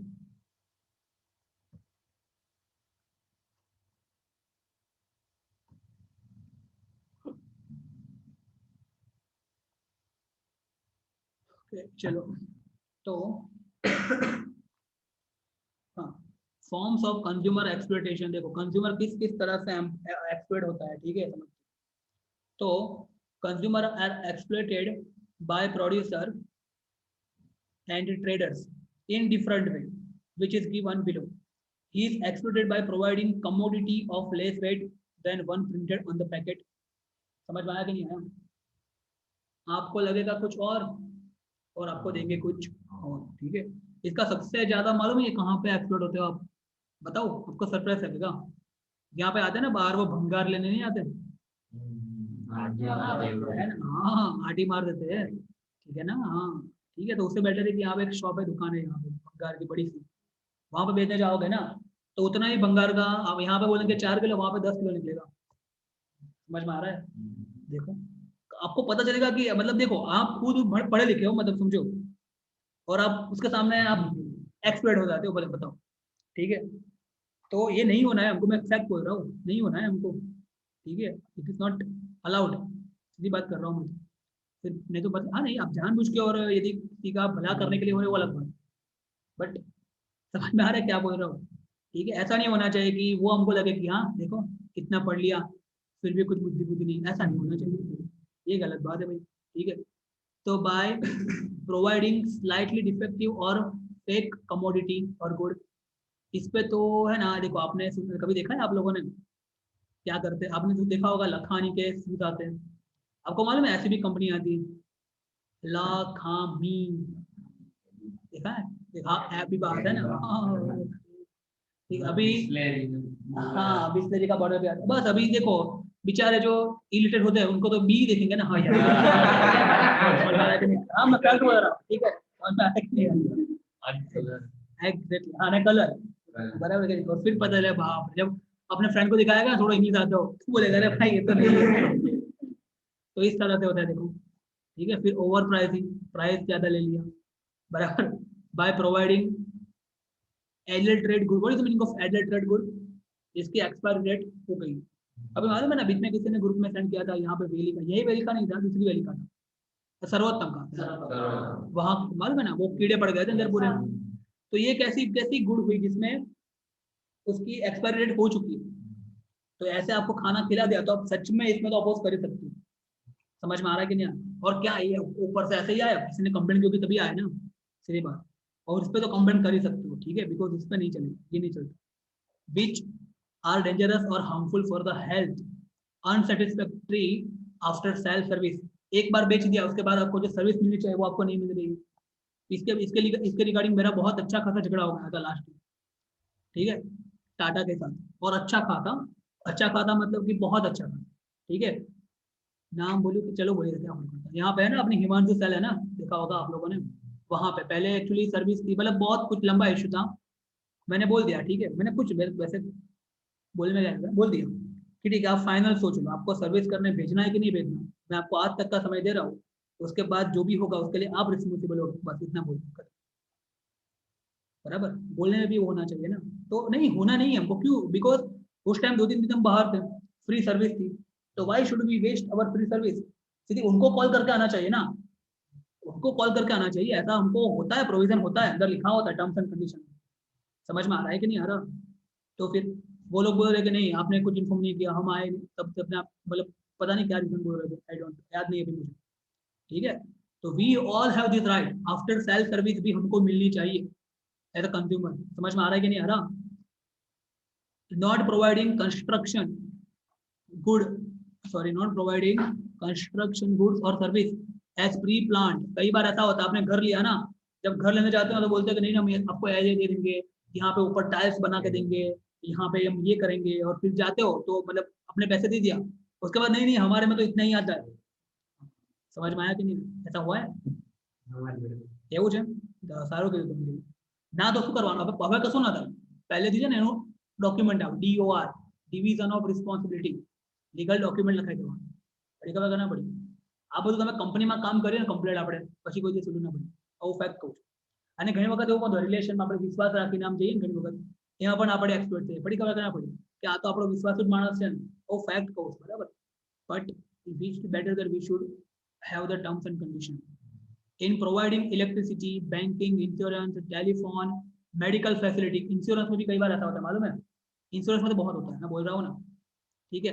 आपको बोलते हैं निकालने के टाइम कितने इंश्योरेंस, LIC कुछ भी होता है, LIC में तो नहीं होता बट फिर भी दूसरे में ये ले लो, आप जब हॉस्पिटल में एडमिट हो गए ना, सबको सारा हॉस्पिटल का खर्चा आपको दिया जाएगा, और फिर पता चलता है कि टर्म्स एंड कंडीशंस बिल निकालते हैं, नहीं नहीं नहीं आप तो ये हॉस्पिटल में नहीं जाना था, इसका तो प्राइस बहुत ज्यादा है, और यदि आपका खर्चा इतना हुआ है ना तो उसके 1% के हिसाब से ही आपको इसका ये रूम रेंट मिलेगा, बहुत निकाल दे टर्म्स एंड कंडीशन। समझ में आ रहा है कि नहीं आ रहा? तो जब भी बैठो ना, ऐसा कोई भी फ्यूचर में मान लो कि आप इंश्योरेंस कराओ, मेडिकल इंश्योरेंस, तो इतना डिटेल में पूछो ना उसको, इसको कोई लिमिट नहीं, इतने क्वेश्चन मारो ना उसको कि पता चलना चाहिए। समझ में आ रहा है कि नहीं आ रहा? क्वेश्चन पूछो, पूरा डीप में जाओ, ठीक है, उनको लगना चाहिए कि बाप रे मेरे से ज्यादा तो इसको क्वेश्चन आ रहे। समझ में आ रहा है कि नहीं आ रहा? तब फिर देखो फिर क्या होता है, फिर आप बोलोगे ना नहीं को मेरे को निकलना, बोलेगा नहीं नहीं नहीं सर आप रहने दो। इतने क्वेश्चन पूछ, समझ में आ रहा है कि नहीं आ रहा? तब जाके आप एक्सपर्ट नहीं, ये फैक्ट बोल रहा हूँ मैं, ठीक है। आगे देखो कहाँ है, सेलर और trade so negligence and humanities consumer by cheating in selection of good by attractive and deceptive advertise, ये मैंने आपको बोल दिया फेयर एंड लवली का example. By adopting malpractising of selling, malpractice of selling मतलब यही जो होता है ना, वो क्या बोलते हैं, वेइंग मशीन जो होता है ना, इसके ऊपर खुद नीचे चिपका देते हैं, ऐसा आपने देखा होगा, वो नायक मूवी देखा होगा, नायक मूवी है ना। by selling fake good in such a manner that they cause physical as well as mental harassment, बराबर, by creating artificial scarcity and by not providing complete information consumer is cheated। समझ में आया कि नहीं? तो you have all the right, ठीक है, आपके पास सारा राइट है, आप कभी भी जाते हो ना तो you have all the right to ask as a consumer, बराबर कि नहीं? पूछो ही पूछो, पूछते रहो, ठीक है, दिमाग दिमाग खा जाने का, पोलाइटली, ऐसा नहीं झगड़ा करने को नहीं बोल रहा हूँ, but politely you have right to know, ठीक है, you have right to know, ठीक है। चलो आगे देखते हैं, रीजन फॉर कंज्यूमर एक्सप्लॉयटेशन, ये देखो रीजन जो कि हमको मालूम है, मैं जस्ट ऊपर का पढ़ रहा हूँ, आप लोग अंदर से रेड कर देना। पहला क्या है, कंज्यूमर हिमसेल्फ और हरसेल्फ रिस्पॉन्सिबल। हाँ सीधी बात है ना, आप खुद अभी फेयर एंड लवली की एडवर्टाइज देख के आप उसमें अट्रैक्ट हो गए, तो भाई आप ही खुद रिस्पॉन्सिबल हो ना, आपको आपको खुद ही सोचना चाहिए ना। समझ में आ रहा है कि नहीं आ रहा? या तो फिर ऐसे मोबाइल देख के जिसका लुक अच्छा है अंदर से कुछ नहीं, आप उसके ऊपर अट्रैक्ट हो गए, तो फिर ये तो आपका प्रॉब्लम है। तो पहला क्या लिखा है, कंज्यूमर हिमसेल्फ और हरसेल्फ इज रिस्पॉन्सिबल, उसमें ये हरसेल्फ ज्यादा होता है, ठीक है। कोई भी ऐसा कुछ भी देखिए ना, ब्यूटी नेकलेस वेकलेस देखा, अंदर से कुछ नहीं होता है, बट फिर भी नहीं नहीं पापा दिलाओ ना दिलाओ ना, और फिर 1-2 वीक में उसका कलर गायब, है ना। ओके, समझ में आया कि नहीं? तो यहाँ पे यही सब लिखा है, ओके ओके, समझ में आया कि नहीं आया? और इसके बाद एक्सप्लोइटेशन होता है, उसके बाद देखो हमारे अंदर क्या नहीं होता, हमारे क्या अंदर क्या होता है, lack of preparation and tendency to fight legally. ठीक है, हम लोग डरते हैं यार लीगली फाइट क्यों करें, इसमें लीगली फाइट करेंगे तो वकील रोकना पड़ेगा, वकील अच्छा खासा पैसा तो वो ले लेगा, तो we normally afraid to fight. समझ में आ रहा है कि नहीं आ रहा, ऐसा होता है, बराबर कि नहीं।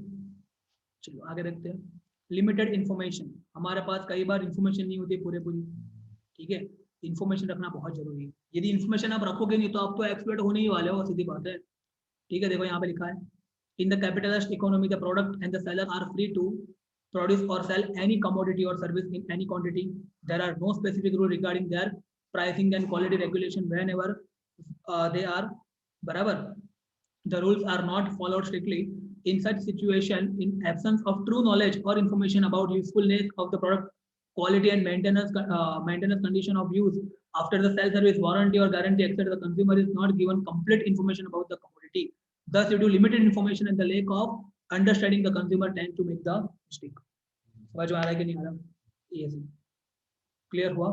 ठीक है, अब सीधी बात यार, मैं जैसे आपको सिंपल चीज बताऊं, यदि आप कोई ट्यूशन में भी जाते हो ना, तो आपके पेरेंट्स सब पूछते हैं ना, सर टाइम कितना होगा, अच्छा 1.5 घंटे, नहीं 2 घंटे रखो ना सर, अच्छा टेस्ट सर वीक में होगा, अच्छा वीक में एक ही टेस्ट होगा, नहीं नहीं ये तो गलत है, फिर क्या, अच्छा छुट्टी कितनी होगी, अच्छा मैं नहीं सर मान लो कि यदि कोई हमारा बेटा एब्सेंट हुआ तो क्या आप एक्स्ट्रा बुला के पढ़ा दोगे ना, ये सब कुछ समझ में आ रहा है कि नहीं आ रहा, ये सब ये कंज्यूमर अवेयरनेस होती है, समझ में आ रहा है कि नहीं आ रहा।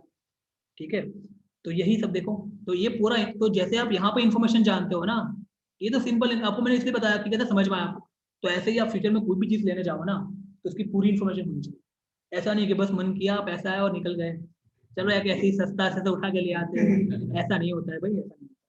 ठीक है, पूरी इन्फॉर्मेशन चाहिए, उसका थोड़ा होमवर्क करके जाना पड़ता है, बिकॉज आपका वो रोज का नहीं है, ठीक है उनका रोज का होता है, बराबर, तो उनको लगना चाहिए कि नहीं भाई ये आदमी तो बहुत एक्सपीरियंस वाला, ऐसा लगना चाहिए उनको, तब जाके आपने अपना एजुकेशन सही से यूज किया है, मैं बोल रहा हूँ।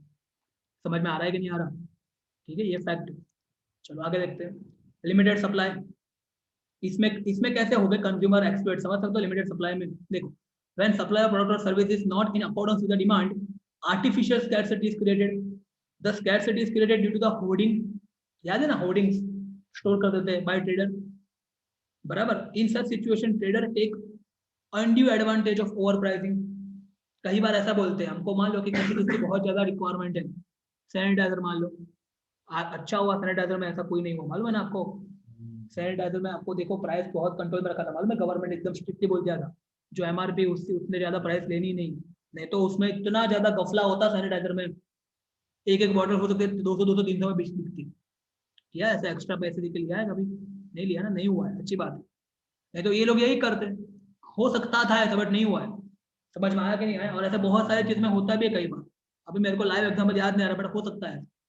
ठीक है, तो ये लिमिटेड सप्लाई होगा, मतलब जानबूझ के ऐसा बोलेंगे, ठीक है कि नहीं नहीं सप्लाई बहुत कम है अभी तो इतना ही है, आप फटाफट से इसके प्राइस ज्यादा प्राइस में भी आप ले लो, समझ में आ रहा है, तो ये होता है लिमिटेड सप्लाई, इस तरह से एक्सप्लोरेशन होता है। ठीक है, आगे देखते हैं लिमिटेड कंपटीशन, हाँ चलो मैं इसका और एग्जाम्पल देता हूँ, आपने देखा होगा अमेजोन पे कोई नई चीज आती है ना, एक दिन के बाद खत्म हो गई, क्या सच में खत्म हो जाती है क्या, नो, ये एक तरह का मार्केटिंग है, आपको मालूम है क्या ये, आपने देखा होगा, ऐसा बोलते हैं, अभी मैंने कल ही देखा, नया फोन लॉन्च हुआ, सिर्फ 40 मिनट में सारे मॉडल बिक गए, एक घड़िया में हमारे समझ में आ रहा है, अरे कुछ नहीं बिके होते, वो एक मार्केटिंग पॉलिसी है, समझ में आ रहा है, अच्छे खासे स्टॉक में पड़े होते हैं, बट लोगों के बीच में क्या आएगा, अरे यार इतने ज्यादा लोगों ने ले लिए, आपने वो मालूम है टीवी के ऊपर देखा होगा, वो बोलते रहते हैं ना, गुजरात से इतने कॉल आ रहे हैं, जल्दी करो लिमिटेड स्टॉक अवेलेबल है, कंटिन्यू बोलते रहते हैं, नाप तोल वाले, हाँ है ना, समझ में आ रहा है कि नहीं, तो ये सब ठीक है, नहीं देखो दो, मैं फिर से बोल रहा हूँ दोनों में डिफरेंट है, मार्केटिंग स्किल में डिफरेंट है और एक्सप्लोरेशन में डिफरेंट है, दोनों में डिफरेंट है, दोनों में एक पतली सी लाइन है। ठीक है, किसी को उल्लू नहीं बनाना, एक्सप्लोर नहीं करना, वो अलग बात है, और मार्केटिंग स्किल नहीं होगी तो आप पैसे कैसे कमाओगे भाई, वो भी अलग बात, तो दोनों में डिफरेंस है, समझो बात। ठीक है, तो लिमिटेड सप्लाई, उसके बाद देखो लिमिटेड कंपटीशन, यदि किसी चीज की कंपटीशन ना हो तो सबसे ज्यादा कंज्यूमर का एक्सप्लोइटेशन होगा, समझ में आ रहा है, इसका इसमें तो क्या मैं बोलूँ, मान लो कि अभी एक ही मोबाइल बनाने वाली कंपनी होती और सबको मालूम है कि सबको रिक्वायरमेंट है मोबाइल का, तो कंपनी क्या करती, अपने प्राइस खतरनाक बढ़ा देती, बिकॉज मालूम है कि लोगों को चाहिए ही, लोगों को चाहिए ही, ठीक है ना, तो फिर क्या करना है बोलिए। ठीक है, तो ये लिमिटेड कंपटीशन जहाँ पे भी होगी वहाँ पे तो कंज्यूमर का एक्सप्लॉइटेशन होने ही वाला है। समझ में आया। और आपने शायद सुना होगा कि नहीं, मुझे बात मालूम नहीं कि अभी ये जो आप FB और व्हाट्सअप ये सब हम फ्री में यूज़ करते हैं ना, तो उसके ऊपर चार्ज लगने वाला है थोड़े साल बाद। समझ में आया। तो अभी आपको नशा करवा रहा है इस चीज़ का। ठीक है, we will get use to it. समझ में आया कि नहीं आया। एंड वंस फिर उसके पास पेड हो जाएगा, जैसे कि अभी बहुत सारी एप्लीकेशन पेड होती है ना, तो समझ में आया। और इतना इतना यूज हम हमारी लाइफ में हो गया होगा ना इसका, कि हमको पेड करके भी वो यूज करना पड़ेगा। समझ में आ रहा है कि नहीं आ रहा। ठीक है, इसके ऊपर एक जॉक्स भी आता ये बीच में।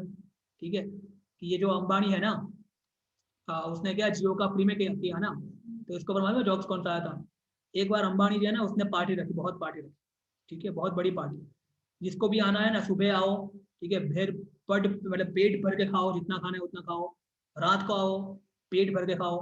ठीक है, और फिर वहीं पे एक बड़ा सा हॉल था, वहीं पे सोने का, आप फ्री में सो सकते हो। समझ में आ रहा है कि नहीं आ रहा। फिर यदि आपको सुबह 2 नंबर जाना है ना, तो 2 नंबर जाने के 100 रुपीज।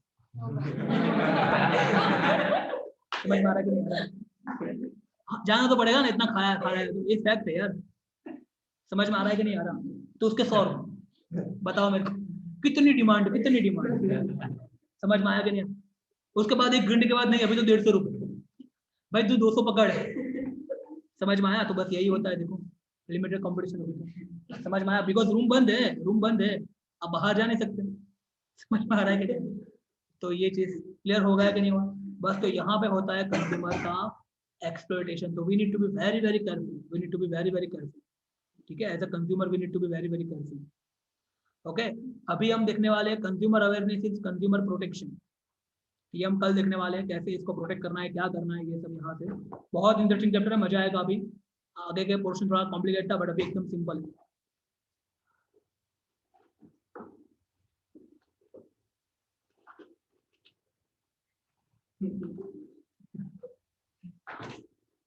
अरे भाई ऐसा होता है।